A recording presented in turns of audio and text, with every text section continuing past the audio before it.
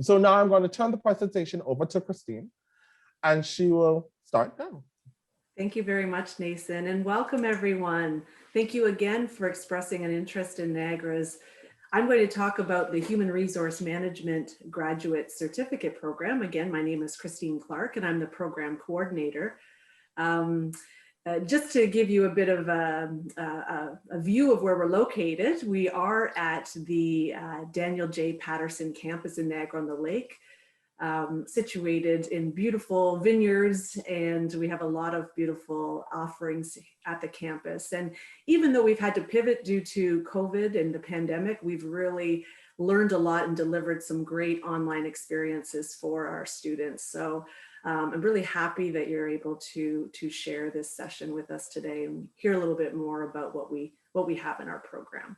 So if you go to the next slide. So just to let you know a little bit about NC, and this is actually applicable not only to the Human Resource Management Grad Certificate, but also to IBM and many of our programs at Niagara.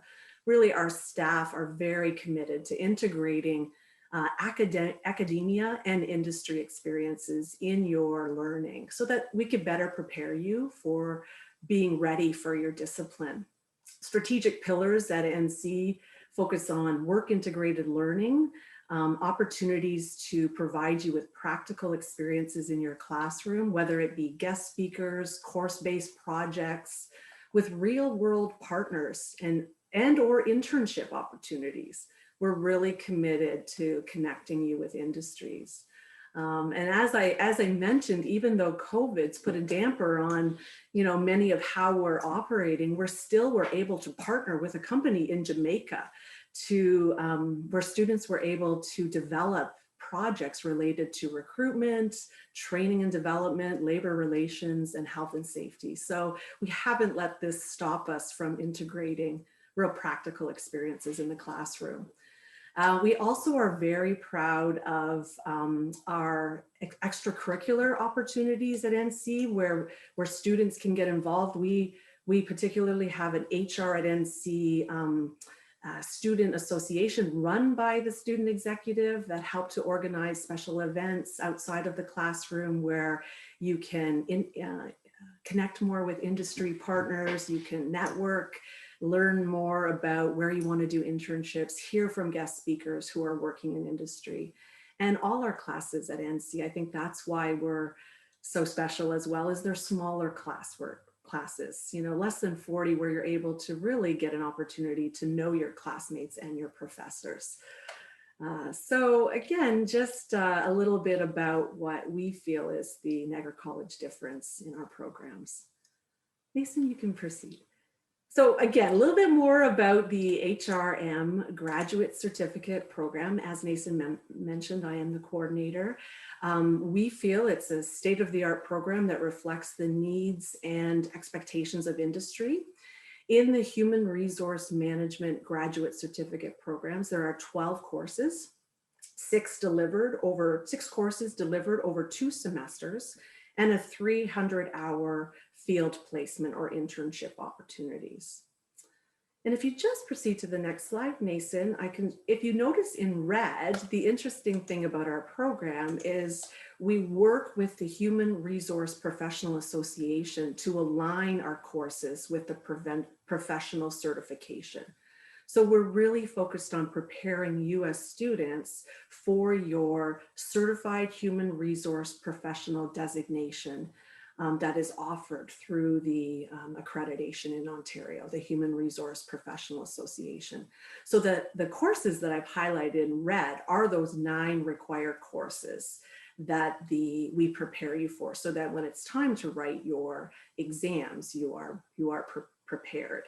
And I should also mention that in these 9 courses, it's required that you obtain an overall average of 70% in these courses, and that no grade in any of these courses is below 65%. And that's the requirement of the professional designation. I also should let you know that, coming to Niagara, our curriculum, I should mention as well a little bit about the curriculum, that it's monitored regularly by the Program Advisory Committee.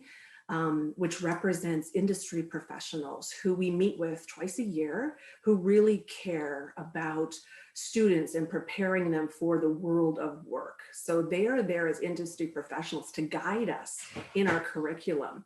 And when we meet with them, we share the activities we're doing as part of the curriculum, but also we gain input from them in terms of what changes may need to be made. So for example, Nathan, do you mind just going back to that one slide? I apologize. No problem.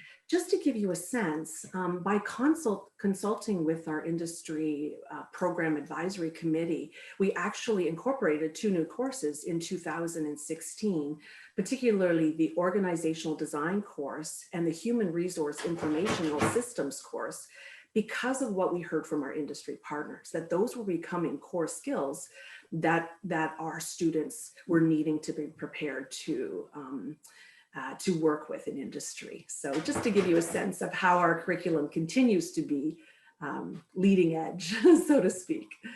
And then if you move to our faculty, another thing we're so proud of at Niagara is that you will have amazing opportunity to meet faculty who have a combination of academic experience in their fields and also industry experience. They're human resource experts who've worked in industry. The core faculty that you see listed here are prepared at the doctoral level and continue to research, to write books and papers, and also consult in industry. So they really keep their skills fresh and come to us with a variety of industry experience. They're award-winning. They've been recognized nationally and internationally. And many of them have international work experience and connections around the world as well. So we're really proud of our faculty. Another thing that we're really proud of in our program, and you can proceed to, is the notion of industry connections. And I think that really promotes this, one of our pillars about being world ready and industry ready, and really about preparing you as professionals in the field. So one of the things we do, and we often have speakers come in, but even through COVID, we've managed to have connections with our Human Resource Professional Association. Two times a year, they're invited to come in and speak to our students about the membership, the professional designation, answer questions about certification. And this year we were able still to do it twice, recorded the session for those unable to attend and able to answer any questions. So even though normally it's a face-to-face, we were able to still achieve this connection with our industry and the Human Resource Professional Association through our speaker series.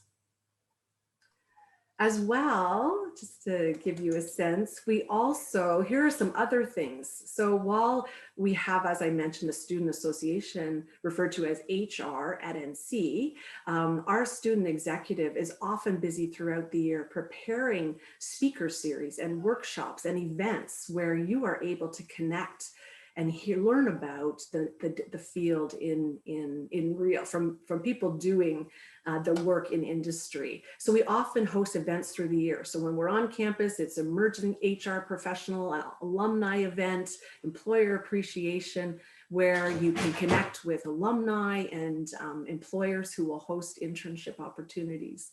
And often, and while it's virtual or on campus, we still were able to do virtually a speaker series. And these are just some of the things we were able to host even this year.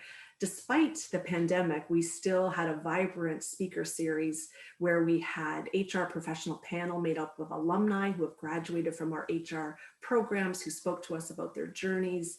We had Indeed, Taylor from Indeed come in and speak about that great platform and what it can do for us as HR practitioners and as job seekers.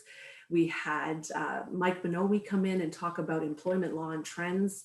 So again, just a sample of speaker series that we were still, we do regularly and we're still able to do despite our virtual environment. So just some of the things, again, that allows us to keep our students connected to industry and learn from our industry partners. And without further ado, just to hear from a former grad of the program, I'd like to introduce Kevin, who is a human resource manager at RBW Professional Accountants. And if it's okay, I'd like to pass it over to Kevin now to maybe talk about his experience in the program and how he's doing so well now. Thanks, Christine. Yeah, thanks. And like Christine mentioned, all the experiences in the program, they've been so invaluable, if you will, and just the internship, the speaker series, the community involvement, the involvement with HR and NC at NC, it just really sets you up for success. So in my experience, I was actually a part of the executive at HR at NC, helping to organize events, attending weekly meetings, and through that, not just through the executive, but just being a part of the club, it really allows you the opportunity to network, to meet new people who are maybe not as involved or just as involved, or people in specific industries. There's really that opportunity which will help you in your career. But really a big thing too is Christine mentioned the size of the classes. So when I went, my class was about 30 or 32 people. So you really are able to develop relationships with one another. There's people from different points in their career. For example, myself, I left my old career in accounting to start up in human resources, and luckily enough, I'm human resources manager at an accounting firm. Anyways, there's people that are going for a career change. There's people that are at a stage in their career where they just finished an undergrad and maybe are just trying something new. And really, it's for anyone. And you might not know what you want to focus in, and that is a great opportunity with this program. Is you get to learn so much, and you might be interested in a specific topic such as recruiting or compensation, or maybe you like everything, so you want to be a generalist, and you really will get perspective from your faculty, and they'll help you along the way with that. So everyone is there to help. The faculty is great, and they really guide you in the right direction and help set you up for success. Furthermore, I'd say all the events there, I went a little bit before COVID, so we went to career fairs in Toronto, HRPA, but those are virtual now, so there's opportunity to do that. The connection with HRPA and getting your designation is something maybe not everyone's interested in, but it's definitely a good connection to have within the program, and they set you up to write your exams if you want to further your education and get a professional designation, which I have done. But I really want to stress the tight feel and the community there, and the ability to develop different relationships, whether it be with your classmates, the faculty, but it really, you're able to network with professionals and who have legitimate experience within industry, and they really will help you along your way. So I really think that's invaluable, and really suggest really developing relationships with them. But my career is now set up very well from this program, and I was lucky enough to do an internship with Niagara College. So that's another thing, the field placements. There's numerous opportunities, whether it be with nonprofit organizations, with Niagara College, the Niagara region, the Niagara Health System. Host Foods was another opportunity. So if you know somewhere where you want to do an internship placement, there's no real rule. Like, you can reach out, and if there's an opportunity, then as long as it's approved by the college and there's some human resources aspects to it, then go and search what you're interested in. So I would be glad to answer any questions after, but that's pretty much it for me for right now. And I guess you'll be hearing from Stefan next. Hello, everybody. My name is Stephen Johnson, and I'm the coordinator for the International Business Management Program, IBM. It's the one-year postgrad certificate. It's the, I guess, maybe the sister program to the HRM postgrad. So, and similarly, we do have 6 courses per semester, and then a final placement. I'll discuss that a little bit more in a moment, but if we just go through the curriculum, you'll notice that it's quite broad.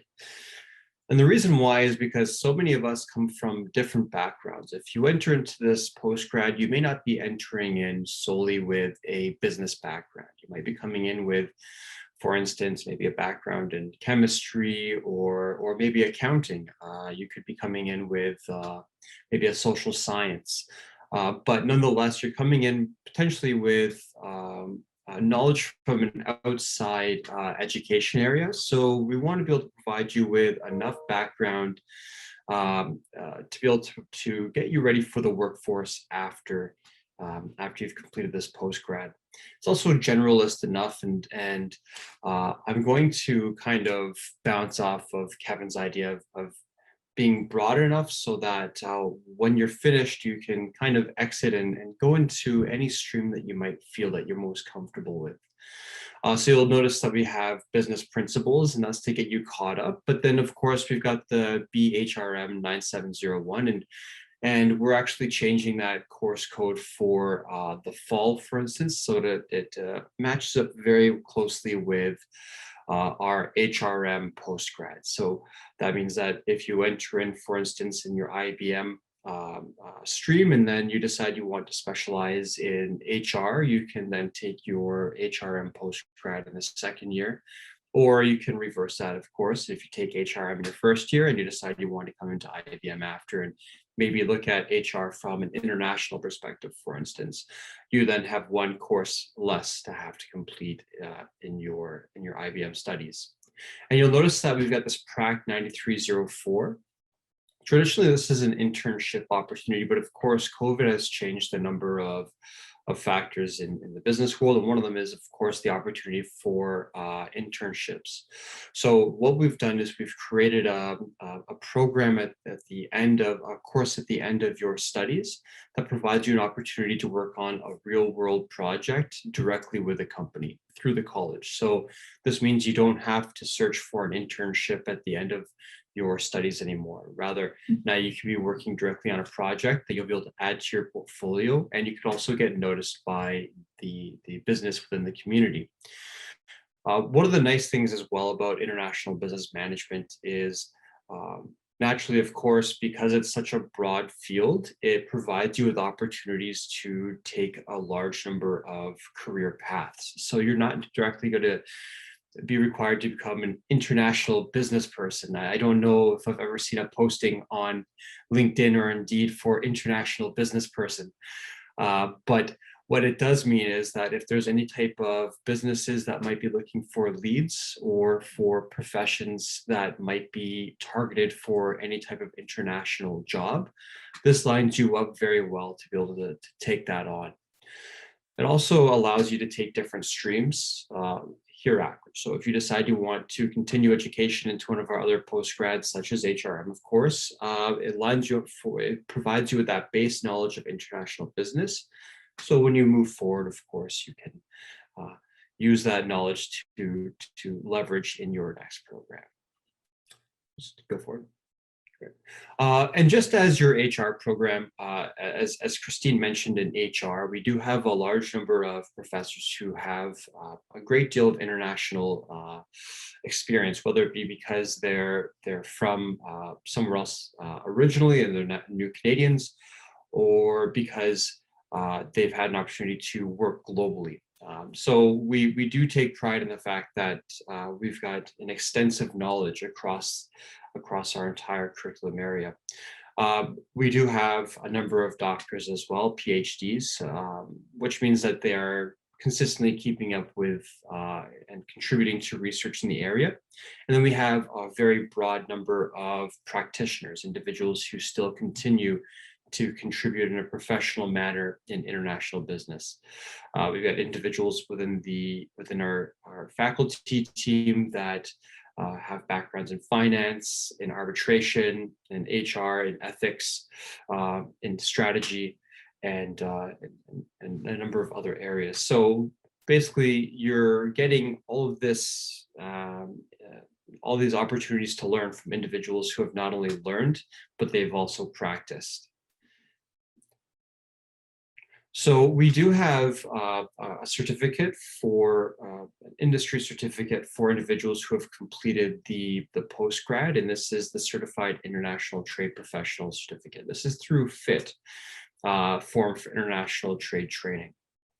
Effectively, what this does is it provides evidence to employers as well as future clients that not only do you understand what the workings are in terms of trading internationally, but you're also a practitioner. It means that you've not only proven that you know the ins and outs of trading, but if somebody provides you with a project, you can actually execute that project. So at the end of your program, after your 1 year, you're eligible to apply for your FIT certificate, and then you're able to then complete a test, and you can become a member of the CIT as a CITP, the Certified International Trade Professional certification. So this is something that that stays with you as long as you remain a member of FIT, and of course it increases your employability not just in the Niagara region, but of course globally. All right. Before we go forward, I just want to encourage you to feel free if at any time you do have any questions about IBM, International Business Management. It is kind of a base program, right? This is one of the types of programs that you probably want to look at if you have if you may not have a base knowledge of business, for instance, and you're coming in fresh. Oftentimes we come from backgrounds where we don't have that business training, so this provides that commercialization opportunity for us. And if anytime you do happen to have any questions, you're more than welcome to email me, reach out to me. My email is on the website. You can just quickly look up the IBM course online. And of course, there's my email right now, so on the screen. So at any time, please feel free to reach out. And if I can't answer your question regarding, your concern or whatever it might be, I'll certainly point you in the right direction. For sure. So for the human resource, just to give you a sense right now, typical employers that continue, despite even the pandemic, we've had postings in Bayshore Health, region of Niagara, Niagara Health Systems, Post Foods. And I'm just trying to think, because of a virtual world, we've had a bit of a change, but typically we've had private, public, and as Kevin mentioned, not-for-profit as well. So we've had placements with the YMCA as group facilitators and employment counselors and HR. We've had placements with, as I said, Niagara Health Systems, region of Niagara, the municipalities, town of Fort Erie, The college. The college, thank you, Kevin. Yes, the college. Niagara College, yeah. Slipped my mind there. Yeah. So there are a lot, and as Kevin mentioned, there's a variety of options. So you can actually, if you know of employer as well. So many students come with an awareness of an employer they'd like to have an opportunity to seek an internship, and it can be paid or unpaid. So the advantage is you could still have an unpaid internship, an opportunity at, as long as it fits, as Kevin mentioned, with some of the parameters around we have an internship coordinator. So we have a person who's your liaison to that employer, and she can help you scope out the nature of the work and whether it's a fit. So there's been a variety of. I can hop into here, and there are plenty of opportunities. The employers often reach out to the college, so there's often more opportunities than there are students, I would say. So for anyone who is worried about finding an internship, I wouldn't be worried about that. And I mean, feel free to go search for something you're interested in, but there are often postings made by the internship coordinator to help you along the way. Yeah, and as of recently, we've also had Hamilton Police Services has reached out. We've had internships there, even outside the region. That's another opportunity. It can be outside the region, doesn't have to be specific to Niagara.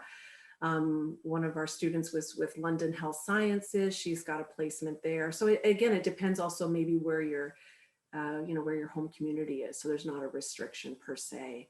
But to Stefan's point, we as well pivoted a little bit. So, given some of the challenges with a face-to-face, there's been virtual opportunities for internships and also projects as well. So we have a group of students, as I mentioned last term, completing a project with a company in Jamaica where they could help them with their HR needs. So the groups were divvied up by subject matter that they were interested in, help deliver some products to that client. As well, this term, we have projects that we're developing with the input of our program advisory committee to meet some needs that are in the industry, particularly like COVID return to work policies and virtual onboarding. So we've been inviting those projects into our coursework and our project-based internships to allow for that practical experience with coaching and mentoring from former alumni. So hopefully that answered the question, Mason. And Yes. can I ask also one at, I'm so sorry. Most of internship students, they wondering, internship is paid or non-paid? They always asking. Would you be able to give a little bit, idea? So it's either. It depends on the employer. So some are paid. So I can tell you that Niagara Health System, Region of Niagara, many of them are paid, but also there are unpaid opportunities. So perhaps with, I think we had Lori Flasco training consultants, Sandra Summerhays trainers, where there are smaller training services in Niagara region. They were looking for people interested in training and development. While they weren't a paid co-op, they provided an honorarium at the end as a thank you. So there's two opportunities. They're not all paid. And on the postings, they'll mention also if it's paid or unpaid. No problem. Stefan, would you like to say some of the employers that you see as well for your students? Yeah, JR, I noticed your name in the opening session. Thanks for coming by for the IVM session.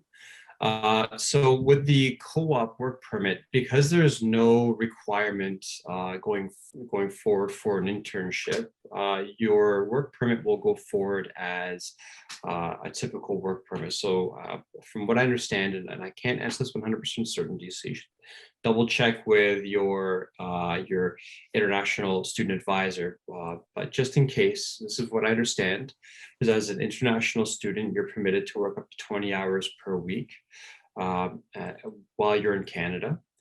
And then after you're finished your studies, after 1 year, I believe you get a 1-year work permit.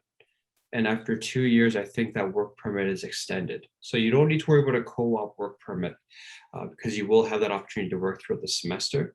But once you've completed your studies, then of course it's the same work permit that you typically apply for post-study. So you don't have to worry about a co-op work permit in this case. Yes, I would like to add this question. So actually, when international students have receive study permit, it's automatic. They have the same work permit, off-campus work permit, the same duration time period. So students will be able to study and work on campus, off campus, as Stephanie mentioned, during their academic year. And of course, after finish, they will be able to also apply postgraduate working visa for 1 year after graduate our IBM program. Thanks. Okay. And thanks for the question, JR. One question, Christine and Stefan, do you both have one internship coordinator? Do you have the same internship coordinator or different?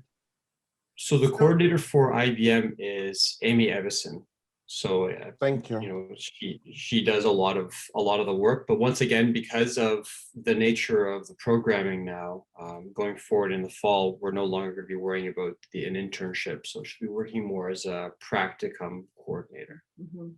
And for us right now, our internship coordinator is Becky Wilkinson. She had just come back from maternity, but Amy was helping out as well. So the two of them are very much in conversation with one another to support the students. Not a problem. Wilkie, right? Becky Wilkie? Becky Wilkinson, yes. I was just about to say, a student asks, when should they begin searching for an internship? Did you want me to go first on that one, Stefan? Yeah, sure. So we often advise students not to worry first term. Take the first term to get yourself acclimated with the course load and the amount of work. It is a very challenging, rigorous program. So we say don't rush just yet.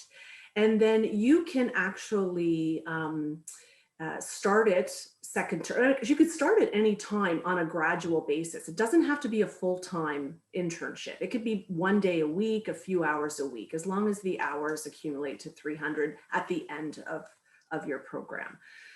So what we often encourage, and we provide some resume workshops early on in the term and some interview techniques, but typically in second term, you have a prac allotment in your timetable to allow you that time to be off campus for the 1 day a week in second term, if you still are doing it part-time.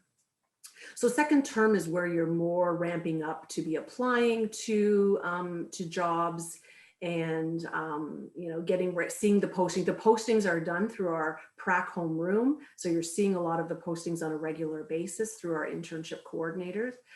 And